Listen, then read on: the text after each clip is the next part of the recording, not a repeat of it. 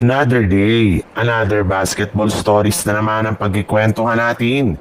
At ngayon nga, yung pag-uusapan natin ang balitang sinabi ni Russell Westbrook sa Los Angeles Lakers at ang balitang pagkuha ng Golden State Warriors kay Ben Simmons.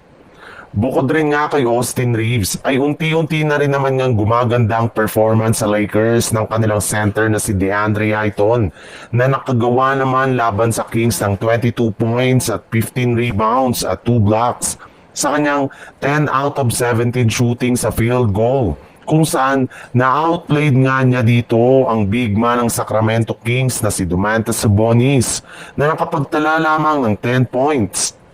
Napakalaki nga talaga ng impact ni Ayton sa Lakers, lalong-lalo na pagdating sa depensa since hindi nga kagaya last season ay nahirapan nga ng gusto ang mga players ng Kings na sumalaksak sa ilalim ng basket.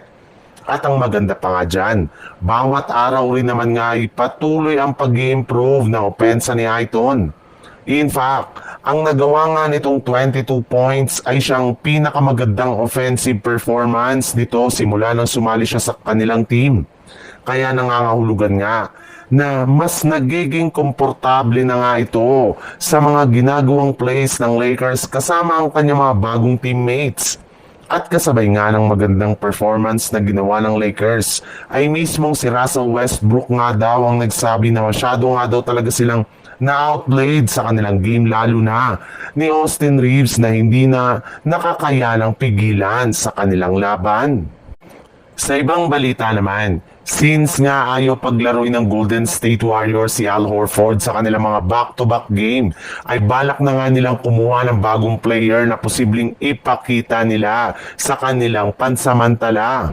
At isa nga sa mga nabanggit ditong manlalaro ay si Ben Simmons na nananatili pa rin ngang isang unrestricted free agent. Matapos hindi na i-renew pa ng Los Angeles Clippers ang kanyang kontrata ngayong off-season.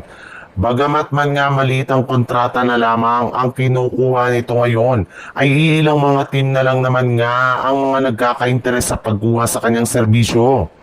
Pero sa kabila nga niyan, ay malaki pa rin nga ang maitutulong nito sa mga team na naghahanap ng small ball big man kagaya na lang ng Golden State Warriors.